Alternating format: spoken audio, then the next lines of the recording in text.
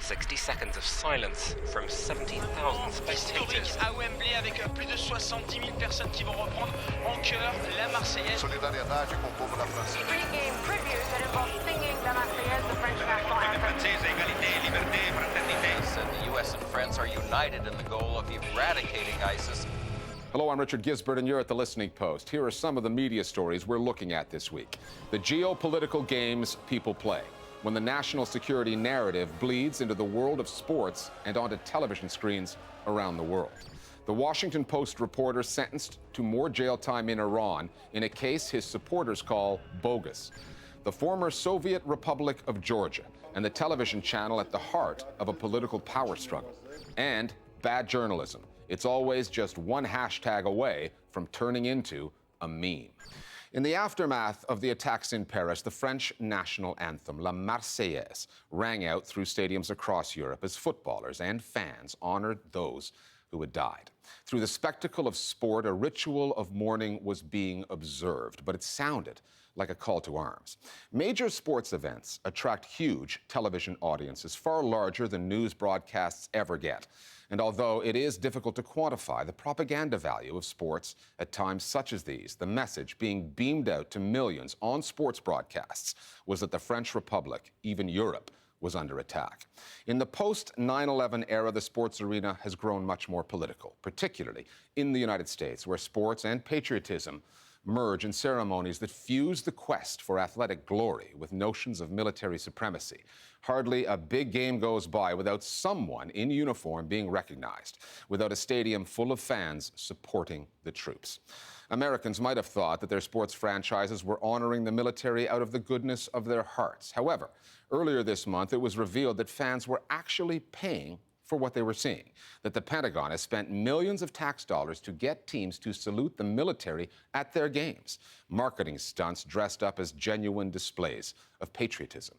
In times of conflict, when the mainstream news media already tend to pound the drums of war, having sports audiences repeatedly exposed to pro-military messaging tilts the playing field further still. Usually, our starting point is the world of news. This week, it's the potent imagery laden with meaning in the world of sports.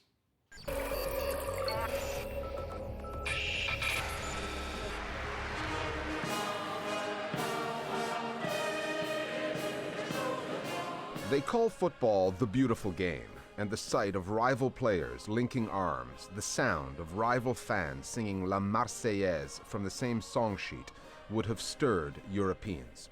But how many of those around Europe knew what they were singing? Actually knew the meaning of the French anthem's lyrics. Against us, tyranny's bloody banner is raised. Do you hear the roar of those ferocious soldiers? They're coming to cut the throats of your sons, your women. To arms, citizens.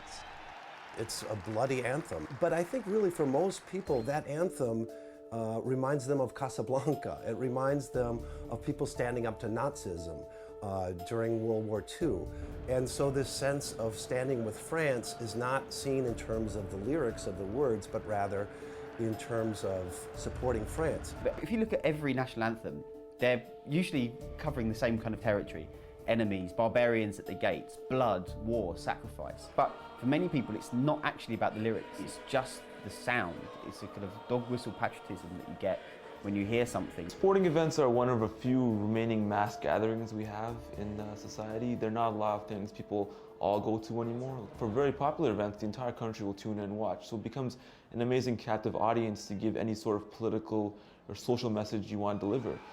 And certainly having these messages at sporting events is quite resonant. And the audiences they resonate with are huge, far larger than they are for the newscasts that spent this past week keeping track of the diplomacy, what politicians were saying in various capitals. This year's Champions League final in Europe was seen by 400 million people, the 2014 World Cup final by 1 billion. Nationalistic messages, barely disguised, are something American sports fans have grown accustomed to ever since 9/11. It's moments like these that make you proud to be an American. All the major spectator sports in the U.S. routinely pay tribute to the American military. And the message isn't just aimed at the tens of thousands in the stadiums. It's for the millions watching at home. And as a fan, you're put into an awkward situation when someone is honored for the service they provided, and if they've lost a leg or they're in a wheelchair, you can't but feel for them for what they've gone through. But they're also being taken advantage of in a marketing ploy. You feel that they're being manipulated in a kind of attempt to make this more of a war culture. Well, it's very disturbing actually, the things you see at American sporting events. You see military equipment, soldiers, and this is something which is quite alien to Europe and even elsewhere in most countries in the world. You don't see this explicit meshing of the military and the sports world and the entertainment world as you do in the United States. I certainly hope that we won't see more of that in Europe in the wake of this attack. If propaganda was limited to the world of news, its reach, its impact would be minimal. However, it can also come from Hollywood in the form of Zero Dark 30, a film about the hunt for Osama bin Laden. And you're going to kill him for me. That the Obama administration helped shape through selective leaks of intelligence. Or from TV shows like Homeland or 24 that depict an America under a constant existential threat. Or it can come from the world of sports. And it can affect perceptions, not just amongst audiences, but even among those reporting to those audiences. And so all of this, the flying the F-18 jets, the singing of the national anthems, the bringing out of the military veterans, and all that you see is driven towards Jim Acosta's question on CNN when he gets President Obama and he asks him, the United States has the greatest military in the world. Why can't we take out these bastards? The assumption is we must use the military. We've got to take them out. But we just had some of the top intelligence analysts in the United States say that the airstrikes are not working, the military campaign is not working. But somehow it's in all of our heads that, hey, the only answer is the military. Well, how did it get there? It got there through all of that powerful propaganda they did in sporting events and other popular entertainment. And earlier this month, a story emerged in the U.S. revealing that sports tributes to the military are not entirely altruistic exercises. Members of Congress revealed that since 2012, the U.S. Department of Defense has paid 72 different franchises, baseball, football, basketball, and hockey teams, almost $7 million to host the tributes. Up until that was made public, American sports fans had no idea that what they were watching on TV was their tax dollars on display selling a militaristic message, a Pentagon policy that has come to be known as paid patriotism. Nobody spends $6 million to try to, in a marketing stunt, unless they believe that they can help to sell a message successfully. And that's what the Pentagon have invested in. Is it a good thing? I mean, there is nothing wrong with shows of patriotism. There's nothing wrong with showing support for troops or the sacrifice that the military makes. And you can make an argument that is for our freedoms with other people who might disagree. They're getting propaganda value, basically, out of these events. They're getting captive audiences of millions of people who are seeing this. So what you're seeing is a fusion of culture and military live happening at these sporting events. Perhaps the most impressive moment of the NFL pregame pageantry is the shock and awe of the flyover. That's why the Department of Defense is more than willing to spend millions of dollars on this, because they need to keep the military to be as a prominent force in American cultural life, and sporting events play a huge role in this. Many will have seen nothing wrong or concerning in the ceremonies preceding those football matches across Europe. Collective mourning and shows of solidarity come naturally to those in grief. But that's how it started in the U.S. too, after 9/11, where the initial spectacles of loss for the civilians who died have since turned into televised rituals of support for the military. Discerning viewers can see that, and they can hear echoes of a larger media narrative, the one that beats the drums of war. Other media stories that are on our radar. President Tayyip Erdogan had a busy week, given that Turkey shot down that Russian fighter plane and then had to explain itself. In addition, 2 journalists have been jailed for what the government calls revealing state secrets and what journalists call journalism. Can Dündar, editor-in-chief of Cumhuriyet, and the paper's Ankara correspondent, Erdem Gül, were both arrested on the president's orders over a story they published 6 months ago, alleging that Turkish intelligence operatives were involved in sending truckloads of weapons into Syria. The two face charges of spying and obtaining confidential information pertaining to national security. Erdogan denied the allegations in the Cumhuriyet report when the story first came out, saying the trucks were carrying humanitarian and logistics aid. He went on Turkish state TV at the time to issue a warning to the journalists. Bu haberi özel haber olarak yapan kişi de öyle zannediyorum ki bunun bedelini ağır ödeyecek. Outside the court, before being jailed, Can Dündar said, "We came here to defend journalism. We came here to defend people's right to be informed, their right to learn the truth if the government is lying." We still don't know the specifics of the case or even how long the jail sentence will be, but Washington Post reporter Jason Rezaian has been sentenced to prison in Iran after being charged with espionage. Rezaian has already been in jail for 16 months. He was convicted last month, according to his lawyer. An Iranian judicial spokesperson has now confirmed through a statement posted by the Iranian news agency IRNA that the conviction will lead to more jail time without saying just how long. Rezaian's family and the Washington Post have both maintained from the start that the charges against the reporter are absurd. Rezaian's boss, the Post's foreign editor, Douglas Gell, said he has done nothing wrong. Even after keeping Jason in prison 487 days so far, Iran has produced no evidence of wrongdoing. His trial and sentence are a sham, and he should be released immediately. A Chinese political cartoonist who had sought refuge in Thailand has been arrested and deported back home following an extradition request sent to Bangkok from Beijing. Zhang Yefei had already spent 7 years in Thailand and had reportedly been granted protection by the UN High Commissioner for Refugees. Prior to fleeing to Thailand, Yefei had given interviews to Western media where he was critical of Beijing's handling of the 2008 Sichuan earthquake. There's been no news of his whereabouts since the extradition. Yefei's family, also based in Thailand, has since fled for Canada. China passed a new security law 4 months ago, granting Xi Jinping's government the power to repatriate exiled dissidents on national security grounds. Bangladesh's war crimes trials have come to a head, and journalists reporting on them seem to have been targeted. This past week, 2 prominent opposition figures were hanged on charges of committing war crimes 44 years ago during the War of Independence with Pakistan. Within hours of the executions, assailants opened fire on a Bangladeshi TV channel's vehicle in the southeastern district of Chittagong, wounding a journalist who was covering the story for Mohana TV, Rajib Sen Prince. 3 of his colleagues escaped with minor injuries. The war crimes trials being held under the Awami League government are hugely contentious in Bangladesh. Their critics call them politically motivated.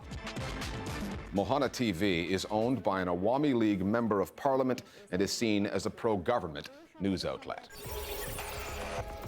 In Georgia, the South Caucasus nation bordering Russia, the most watched television channel, Rustavi II, is also one of the government's biggest critics.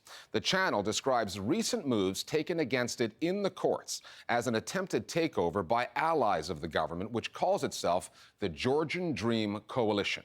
Georgian Dream is backed by a politically inclined billionaire, Bidzina Ivanishvili, himself a former prime minister who also has his own program on a channel called GDS, which happens to be owned by his son. But Rustavi II has some political muscle behind it as well, backing its pro-European, pro-NATO position.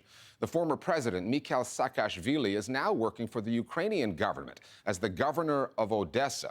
But his not-so-hidden hand was recently exposed when a wiretap recording had him suggesting revolutionary-style tactics to defend Rustavi II from government action. There are diverging political agendas at play here, and with Georgians voting for a new parliament next year, the stakes are high. Al Jazeera's Robin Forestier-Walker in Tbilisi now for The Listening Post on the Georgian media and how they could become an election issue.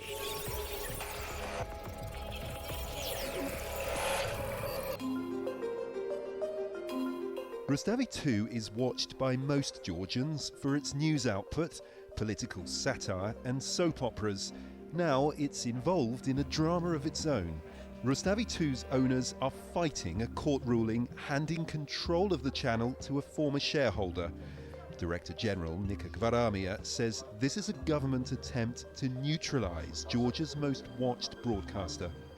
We are fighting for our rights, freedom of speech, and it's not about just our company, particular company. It's just about democracy in Georgia. It's just about our Euro-Atlantic future. So, can we work in this environment?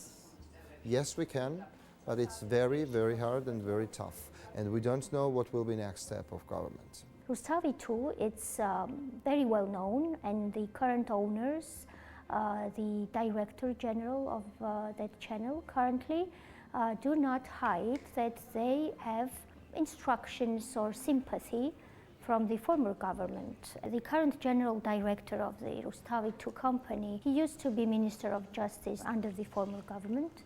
He's definitely not seen by the Georgian society as a neutral person. The majority of Georgian population watch Rustavi II, but at the same time, the majority thinks that it is linked with the opposition. You took into consideration that some stories might be exaggerated, but you still think that the stories that they are talking about really exist and the issues they are talking about are really problematic. წინასაარჩევნოდ გაცემული დაპირებების უმეტესობა ხელისუფლებამ უკან წაიღო და მმართველობის მეოთხე წელი გაუფასურებული ლარით, გაზრდილი ტარიფებით, მომატებული ფასებით და მედიაზე ზეწოლით დაიწყო. The government actually does not desire to have such critical TV station, especially during the elections year.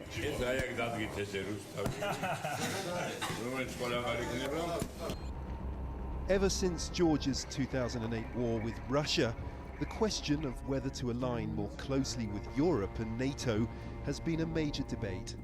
Mikhail Saakashvili's opposition United National Movement accuses the current Georgian Dream government of lacking the will to confront Russia.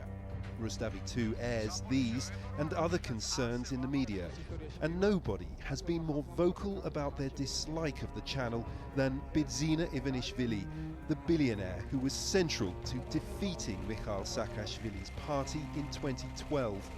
Ivanishvili went on to become Prime Minister and remains the primary benefactor of the Georgian Dream coalition. Rustavi II და პროპაგანდისტული სიცრუის მანქანა ნაციონალური მოძრაობის საუბედურო დღეს დომინირებს მედია სივრცეში. Whatever its opponents may wish for Rustavi II's future, politics have been central to its past. In 2001, the channel faced off against the government of Eduard Shevardnadze when a police raid on the channel sparked huge street demonstrations. 2 years later, Rustavi II's coverage became the voice of what Georgians call the Rose Revolution. The Shevardnadze government was forced to resign and Mikhail Saakashvili was elected president. We are giving him 60 minutes to resign. A series of murky ownership deals cemented Saakashvili's grip on Rustavi II, making sure that the coverage stayed supportive. So last month, when a site called Ukrainian WikiLeaks released wiretap recordings, including a conversation between the former president and his former minister, Rustavi II's top manager, it confirmed what many Georgians already suspected, that Saakashvili still plays a hand in the politics of the country and that the channel works alongside him.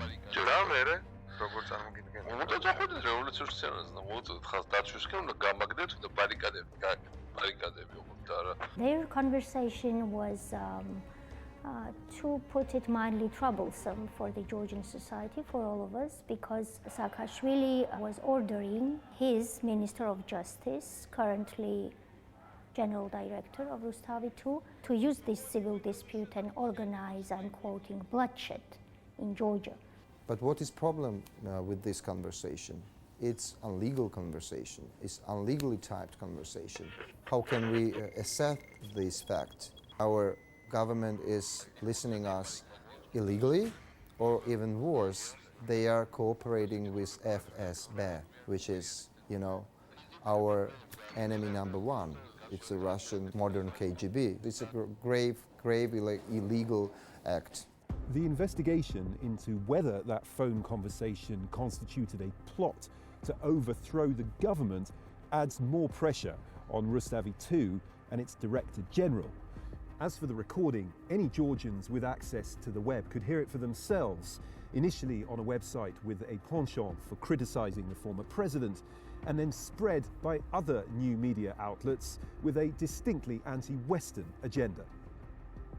Sites like Sakinform, G-World, Marshall Press and Obyektivi TV that have emerged over the past 5 years and are gaining in popularity in the Georgian media sphere. It is a very effective network that they have. Sometimes you see that there is one individual who established the NGO, and the same NGO established the news agency, and then this news agency established the TV station. Sometimes these media outlets are also linked with the Russian outlets and the Russian news agencies. So their message is very simple. ვერც ამერიკა და ვერც ევროპა საქართველოს ვერ წაიყვანს წინ, იმიტომ რომ სულიერად ისინი ჩამორჩენილები არიან. როგორც არ უნდა განვითარდეს ინფორმაციული ტექნოლოგიები, ეს არაფერს არ ნიშნავს. Every media outlet in Georgia is free to choose its own partner abroad, including in the region and in Ukraine as well. Everybody in Georgia is free today, tomorrow, to create his or her own media outlet and express his or her own opinions. Nothing disturbing in that. It's very well known, and the current owners, the Director General of that channel currently, do not hide that they have instructions or sympathy from the former government and from the former ruling party. But that's how democracy works.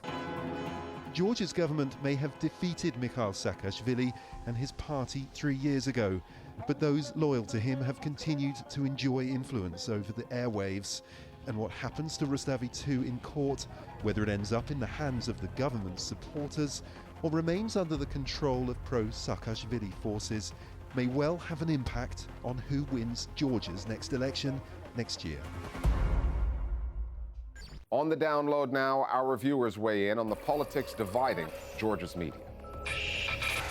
Georgians are very engaged politically and like knowing the other side of the story.